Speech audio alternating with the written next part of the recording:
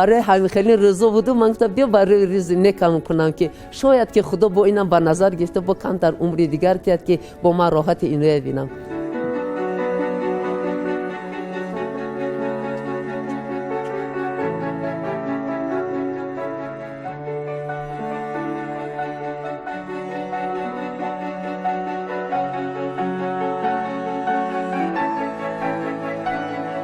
پوش شدن ما بچه ها قطعی نبیرم قطعی برآمده سیر و گشت میکنم کلی از که قطعی یا که سهر ما کار رفتم به عذاب نمیکشیم را